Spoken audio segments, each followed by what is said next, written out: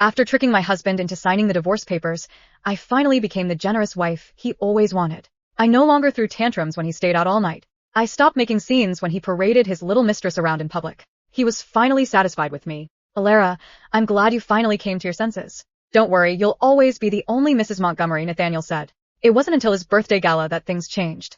His mistress, Cassie, spotted the wedding ring on my finger and demanded I give it to her. The room went silent. Everyone knew that Nathaniel had designed and crafted that ring himself. I treated it like my very soul, never taking it off for a single second in 5 years. Even Nathaniel expected me to cause a scene. This time he stepped in immediately to protect his mistress. Cassie is just a bit spoiled. Don't take it to heart, he said. However, I just smiled. Fine, it's yours now. I slid the ring off and placed it on Cassie's finger. Nathaniel's expression darkened instantly. Are you really willing to give our wedding ring to Cassie? Nathaniel stared at me, his voice low and dangerous. The ring was a bit too large for Cassie's slender finger. I moved it to a different finger for her, not even bothering to look up at him. Yeah, she likes it, doesn't she? It's just a ring. It's no big deal. After all, I was giving her Nathaniel himself. Why would I care about a piece of jewelry? My words seemed to trigger something in him. He slammed his wine glass onto the table with a loud crash, let go of Cassie's waist, and grabbed my wrist firmly. Alara, I thought you had moved past this. I didn't realize you were still trying to play the jealousy card. I was genuinely confused for a moment. Cassie wanted the ring, and I gave it to her without hesitation. Why did Nathaniel still think I was being a jealous wife? Perhaps the confusion in my eyes was too obvious. He let out a cold scoff. You're giving the ring to Cassie without a fight just to get my attention, aren't you? Everyone knows how much you cherish that ring. You'd never give it away unless, of course, you don't love me anymore. He shrugged as he said the last part, his tone full of arrogance. He was absolutely certain that the idea of me not loving him was impossible. Too bad. He was wrong. I really didn't love him anymore. My silence was taken as a confirmation of his theory. He let go of my hand and stood up straight, his voice sounding a bit more cheerful. Fine. Since Cassie has it, let her wear it for a while. When she gets bored with it, she'll give it back to you. Cassie leaned back into his arms like she had no bones, wiggling as she played with the ring. Don't worry, Alara, since Nathaniel said so, I won't keep it forever. She looked up at him with puppy dog eyes.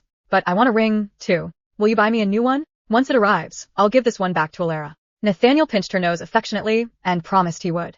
Watching their public display of affection felt like watching a bad movie. I felt nothing but a sense of irony. Did they think I was some kind of garbage collector?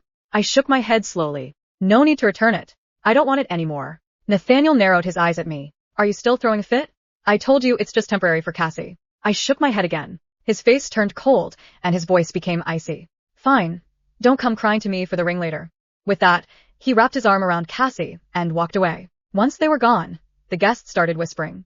I could feel their eyes burning into my back. I thought Mr. Montgomery finally settled down for her. I guess there's always a new girl. No kidding. They used to be so in love, but look at them now. Hearing the gossip made me feel a bit dazed. It was true. We started with so much passion, and now we had reached the point of divorce. Years ago, Nathaniel Montgomery was the most famous playboy in the city. His flings never lasted more than 3 months. But I, a regular college girl, somehow made him change his ways. He chased me for 2 whole years. During those years, he waited for me after class every day, rain or shine. The rich boy who never lifted a finger actually made me ginger tea. When I had cramps, when I was sick, he stayed by my bed night and day. His persistence for 2 years finally convinced me he loved me. I agreed to be his. Once we were official, he only had eyes for me. He never looked at another woman. Later, he knelt in front of his family estate for 3 days and nights without food or water just to marry me. I also endured the brutal Montgomery family hazing, which left my back scarred and bleeding just to be accepted as his wife. I thought we would be happy forever, but that happiness only lasted for years. 2 months ago, I walked in on him with another woman. I went hysterical and smashed everything in the room. Nathaniel just lit a cigarette and watched me through the smoke with a blank stare. Alara, I've been faithful to you for 6 years. That's enough. I'll keep your title as Mrs. Montgomery, but I'll keep my other women elsewhere. That was when I realized the whole reformed playboy thing was a lie. His suckled, deep love couldn't withstand the crave for something new. But I couldn't let go of 6 years of history. I started fighting with him, turning into a bitter, jealous woman. Then a week ago, he took Cassie to another party. I was furious when I found out and planned to hunt him down. Just as I got into my car, a sharp tearing pain hit my lower abdomen. I looked down. The seat was soaked in a large pool of dark red blood. My mind went blank. A thought I had never considered flashed through my brain. Was I pregnant? I gritted my teeth and called for an ambulance immediately. At the hospital, the doctor confirmed I was pregnant. Because of the emotional stress, I had lost the baby. I needed a procedure right away. My hands shook as I called Nathaniel. It took 18 calls before he finally picked up, his voice dripping with annoyance. What are you screaming about now? Before I could speak, I heard a woman's playful giggle in the background. The next second, the line went dead. That night, I lay alone on the operating table. I felt the tiny life leaving my body. At that same moment, every bit of love I had for Nathaniel was completely erased. 3 days later, the first thing I did, after being discharged, was find Nathaniel's mother to ask for a divorce. "Are you sure you're willing to give up being a Montgomery?" she asked. My hands instinctively covered my empty belly. Yes. Everyone thought marrying into the Montgomery family was the luckiest thing to happen. To me, it was a massive step up in social status, but I never cared about their power or wealth. I married Nathaniel because I loved him. Now that the love was gone, being his wife was just a heavy chain. I desperately wanted to take it off. The next day, his mother handed me the divorce papers Nathaniel had already signed. Even though we were married, the Montgomery family never liked my background. They were more than happy to help me leave. I picked up the pen and signed my name, letter by letter. From then on, I stopped being jealous. After all, I only had 1 month left before the divorce was final.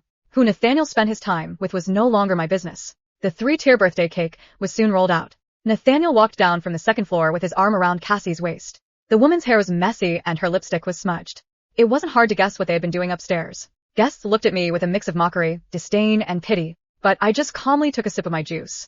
As a generous wife, I was supposed to look the other way. When it came time to cut the cake, Nathaniel naturally led Cassie forward. He shielded her with his arm and they held the knife together to cut the first slice. "Nathaniel, I want to spend every birthday with you from now on. Okay?" Cassie put a dab of frosting on his nose and looked at him with sparkling eyes. Nathaniel wasn't annoyed.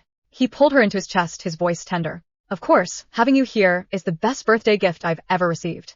I stood not far away, watching the scene with a slight smirk. Once those sweet words and that affection belonged only to me. The gala wasn't over, but I had lost interest. I went upstairs and locked the bedroom door, shutting out the noise.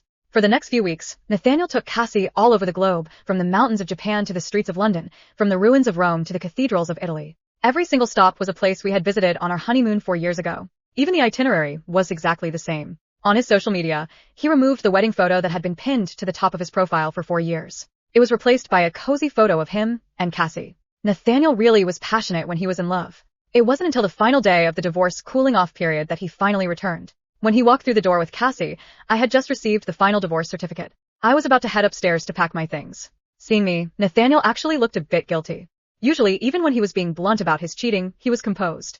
"Alara, Cassie is moving and starting today. Men's promises are truly worthless." The forever was a lie. The promise to never bring her home was also a lie. Thankfully, we were already divorced. Cassie could stay as long as she wanted. Fine. I'll go pack my things now. Finally, I could leave the Montgomery house. Nathaniel didn't expect me to be so calm. His expression was complicated. Isn't this the generous, understanding wife he always wanted? But seeing me like this, not shouting, not crying, made him feel uneasy. Quickly convinced himself that I was just being good because I was afraid of losing him. For good. He thought I was burying all my pain deep inside. "Don't worry, Cassie is only staying for a few months. You're still the lady of this house." I froze at his sudden promise. Then a soft laugh escaped my throat. The lady of the house? Not anymore. Cassie placed her hands on her stomach and spoke in a small, fragile voice. "Alara, I'm not trying to take your place, but I'm carrying Nathaniel's first child. I can't take any risks. Once the baby is born safely, we'll leave." My eyes instinctively dropped to her stomach. Cassie was pregnant. Even though I didn't love Nathaniel anymore, my nails dug into my palms. A month ago, I lost my baby. Now Nathaniel already had a new one. Pain surged through my heart, not for Nathaniel, but for the child that no one but me knew had existed. Maybe the pain on my face was too obvious. Nathaniel immediately stepped in front of Cassie to shield her. "We've been married for 4 years without a child. My family has been pressuring us constantly. Now that Cassie is pregnant, I can finally give them an answer." I forced the tears back and tried to keep my voice steady. "I understand." Without waiting for their reaction, I turned and went upstairs. I packed all my personal belongings into a suitcase. As I was heading down, I ran into Cassie. She saw the suitcase and a glint of triumph flashed in her eyes, though she tried to sound concerned. "Oh, Alara, are you running away from home?"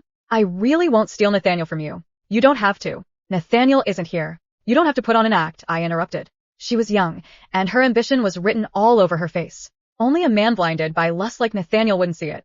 Seeing I had called her out, she dropped the act and put on a haughty expression. "Your tactics have improved. Playing hard to get to make Nathaniel soft-hearted. Huh?" I frowned. Nathaniel and I are already divorced. A look of pure joy erupted on Cassie's face, but a second later, she looked at me suspiciously. "Divorced? You just give up the title of Mrs. Montgomery like that? I don't believe you. You're just lying to make me lower my guard, aren't you?" I didn't understand why everyone's first reaction to me getting a divorce was disbelief. I was about to pull out the certificate. Cassie's expression turned cold. I don't believe you'd ever agree to a divorce. I'll have to take matters into my own hands. Before I could react, she suddenly threw herself backward and let out a piercing scream. Nathaniel happened to be coming up the stairs. He caught her just in time, his face full of panic. Cassie, are you okay? Cassie shrank into his arms, her eyes red. Nathaniel, I just wanted to tell Alara that I try my best to get along with her, but she tried to push me down the stairs. He touched her stomach with trembling hands, looking terrified. Almost. Our baby was almost gone. Nathaniel snapped his head toward me, his eyes burning with disappointment and rage. Alara, I thought you had changed, but it was all an act. You actually tried to hurt my child. How can you be so vicious? Vicious? Even if the love was gone. We spent 6 years together. Didn't he know who I was? I didn't push her. There are cameras in the hallway. You can. Enough, Nathaniel barked, cutting me off. His eyes were cold as ice. Would Cassie risk her own baby just to frame you? So you have no idea how much a child means to a woman. I bit my lower lip so hard I could taste blood. The pain of losing a child was something I knew all too well. Since you still can't accept reality, then get out of this house. Don't come back until you've come to your senses. He picked Cassie up and rushed out of the door. I watched them leave and swallowed the explanation stuck in my throat. I closed my eyes. Fine. But if I left now, I was never coming back. I placed the divorce certificate on the coffee table. After a pause, I pulled the hospital record of my miscarriage from my bag. I tucked it under the divorce certificate. I picked up my suitcase and walked out of the home that was once mine. I never looked back. The front door clicked shut behind me. 6 years of love. 4 years of marriage. 1 child who never got the chance to be born. All of it ended with the sound of that lock. An hour later, Nathaniel finally returned. He had taken Cassie to the hospital for full examination. Every doctor said the same thing. The baby is perfectly healthy. Only then did he relax. See? I told you nothing happened. Cassie wrapped her arms around his neck and pouted. I was so scared. I thought she'd really hurt our baby. Nathaniel kissed her forehead. It's over. He carried her back into the villa. The living room was strangely quiet. Where's Alara? A maid answered cautiously. Madam left. Nathaniel frowned. She'll come back after she calms down. The maid hesitated before pointing toward the coffee table. She left these. Nathaniel walked over carelessly. The divorce certificate was on top. His eyes barely glanced at it. Then, he froze. His fingers slowly picked it up. Divorce certificate. Applicant. Alara Montgomery. Status. Marriage dissolved. His pupils shrank. What? He flipped to the last page. His own signature. Nathaniel Montgomery. The signature he had scribbled weeks ago after his mother had told him it was just another document. He remembered asking without looking, what is it? His mother had replied calmly, something Alara needs. He hadn't even bothered reading it. He had signed.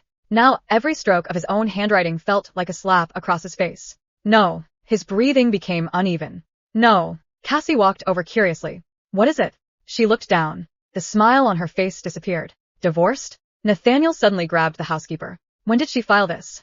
28 days ago, sir. What? The cooling-off period ended this morning. She legally stopped being Mrs. Montgomery today. The room fell silent. Nathaniel stared blankly at the paper. She wasn't threatening him. She hadn't been acting. She hadn't been playing hard to get. She had actually left. Forever. His gaze landed on the second document beneath it. A hospital file. He frowned. What is this? He opened it. The first page read, Patient. Alara Montgomery. Diagnosis. Incomplete miscarriage. Emergency surgery performed. The world stopped. His fingers trembled. He turned another page. Estimated pregnancy. 7 weeks. Operation date. Exactly 1 month ago. The same night she had called him 18 times. Nathaniel suddenly remembered. He had been in bed with Cassie. His phone had kept vibrating. Cassie had laughed. Your wife again? Annoyed, he'd finally answered. Before Alara could even speak, he'd hung up. He remembered every second. His face instantly turned white. No. His voice cracked. No. He kept reading. Patient experienced severe emotional distress. Family contact unavailable. Procedure completed, without spouse present. His knees gave out. He collapsed onto the sofa. His mind replayed every scene from the past month. When she'd stopped arguing. When she'd smiled while handing over the ring. When she'd watched him travel to honeymoon destinations with another woman. When she'd quietly accepted him bringing Cassie home. When she'd looked at Cassie's pregnant belly with that strange expression. He had thought it was jealousy. It wasn't. It was grief. She had been mourning their child, while he was celebrating someone else's. Nathaniel's breathing became ragged. His chest hurt so badly, he couldn't breathe. Our baby. He whispered those words like someone had ripped them out of his soul. Our baby. A tear hit the hospital report. Then another. Cassie had never seen Nathaniel cry. Not when his grandfather died. Not when his company nearly went bankrupt. Not even when he had nearly been killed in a car accident years ago. Yet now, he looked completely shattered. Cassie forced a smile. Nathaniel, it was already gone. We still have our baby. She reached for his arm. Nathaniel jerked away, as if she'd burned him. His eyes slowly lifted toward her. For the first time, there wasn't tenderness in them, only coldness. You told me. His voice was frighteningly quiet. That Alara was jealous because she couldn't have children. Cassie's smile stiffened. You said she hated kids. You said she'd never want to be a mother. You told me she kept taking medicine because she didn't want my child. Every sentence made Nathaniel's expression darker. Cassie swallowed. Nathaniel remembered something else. The stairs. Alara had tried to explain. There are cameras. He hadn't even let her finish. His blood ran cold. He immediately looked at the butler. The surveillance. The butler blinked. It's still saved, sir. Nathaniel's voice echoed through the silent villa. Play it. Cassie's face instantly lost all color. The butler hurried to the security room. Within minutes, every screen in the living room lit up. Nathaniel stood with his hands clenched behind his back. Cassie forced herself to smile. Nathaniel, do we really need to watch this? I almost lost our baby. Thinking about it scares me. He didn't even look at her. Play it. The recording began. The footage showed Alara carrying a suitcase down the stairs. Cassie walked up to her. There was no audio, but their body language was clear. Alara reached into her bag, as if trying to take something out. Nathaniel's eyes narrowed. The divorce certificate? He recognized the folder immediately. Then, without warning, Cassie looked toward the staircase entrance. No one was there yet. She suddenly threw herself backward. No one touched her. She screamed.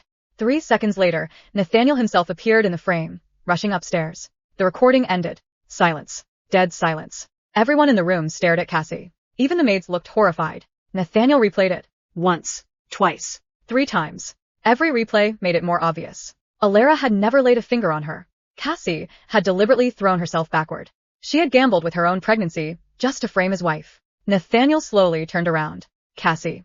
His voice was terrifyingly calm. She immediately burst into tears. I can explain. You saw how emotional she was. I was scared she'd really push me. So I just... Nathaniel laughed. It was a short, bitter laugh. So you lied.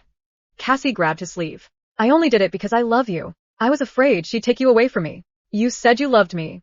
Nathaniel yanked his arm away. Love. He looked at the surveillance screen again. Then at the miscarriage report in his hand. Finally, at the wedding ring on Cassie's finger. His expression twisted with self-loathing.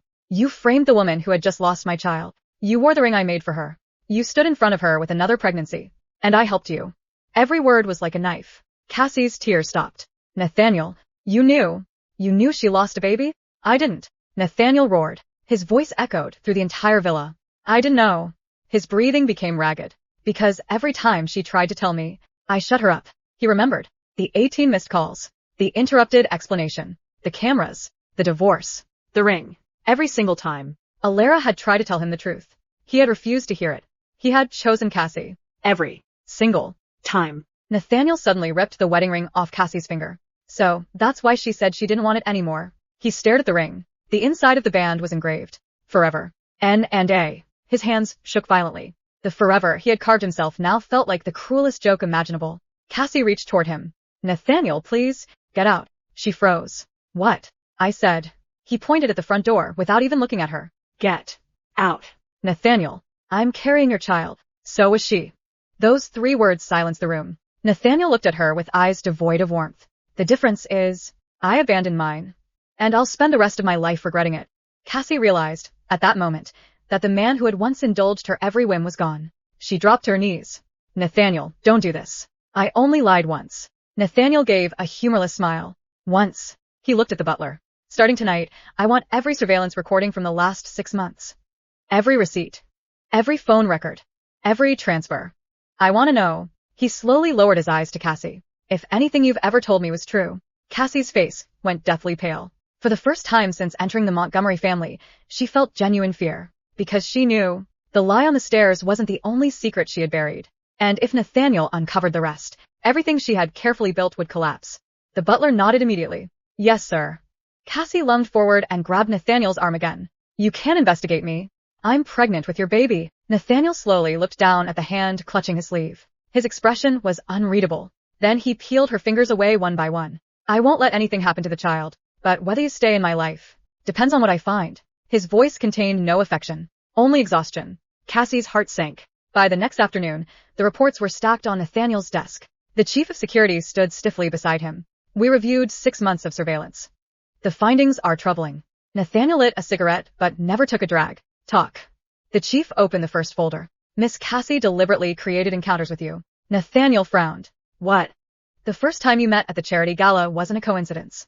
A photo slid across the desk. It showed Cassie speaking to one of the event coordinators beforehand. She bribed a staff member to change the seating arrangement so she'd be placed beside you. Nathaniel's jaw tightened. Another document. The spilled wine on her dress? Intentional. The coordinator confessed. Another. The hotel where you first spent the night together. The room directly beside yours had been booked under a fake name 2 weeks in advance. Nathaniel's grip on the cigarette snapped it clean in half. Continue. The chief hesitated. The miscarriage. Nathaniel's breathing stopped. We checked hospital visitor logs. The day Madame Alara was admitted, he swallowed. Miss Cassie was there. Nathaniel's head jerked up. What? Different floor. Different department. She wasn't a patient. Security footage shows she saw Madame Alara being rushed into emergency surgery. A still image was placed on the desk. It showed Alara on a hospital bed, unconscious as nurses pushed her toward the operating room. Standing down the hall, watching, was Cassie. Nathaniel felt cold all over. So, the chief continued quietly. When Miss Cassie later claimed not to know anything about Madame Alara's miscarriage, that was false. Nathaniel's eyes reddened. She knew Alara had just lost our child, and still stood in front of her rubbing her own pregnancy into her face. No one answered. The silence was answer enough. The final folder was the thinnest. It contained bank records. Nathaniel flipped it open absent-mindedly. Then his eyes narrowed. Monthly transfers. Large ones. Every month. From his personal account to Cassie's. He expected that. But underneath were outgoing transfers from Cassie to another man. Always the same recipient. Always immediately after Nathaniel's money arrived. The investigator spoke carefully. We identified him. He is Cassie's legal husband. Nathaniel went perfectly still. Repeat that. Miss Cassie never finalized her divorce. She has been legally married to another man this entire time. Nathaniel shot to his feet, so violently the chair crashed backward. Impossible. The investigator placed a marriage certificate on the desk. Registered 18 months ago. Still valid. No divorce filing. No separation order. Nothing. Nathaniel's face turned frighteningly calm. And the money? The recipient is her husband. We also discovered he has significant gambling debts. The money you gave Miss Cassie was used to pay those debts. Nathaniel closed his eyes. For the first time in years, he laughed at himself. Not because anything was funny, because he had been such a fool. He had destroyed his marriage, ignored his wife's cries for help, missed the birth and death of his first child. All for a woman who had treated him like an unlimited bank account. He opened his eyes again. They're both finished. The investigator nodded. What are your instructions, sir? Nathaniel looked toward the empty space where Alara's favorite chair used to sit. His voice was hoarse. Find Alara first. I don't care what it costs. I need to tell her. He stopped, because the words caught in his throat. What could he possibly say? I'm sorry? Would that bring back their baby? Would it erase the nights she cried alone? Would it undo the moment he chose another woman over his own wife? No. Nothing would. He lowered his head. For the first time in his life, Nathaniel Montgomery realized there were mistakes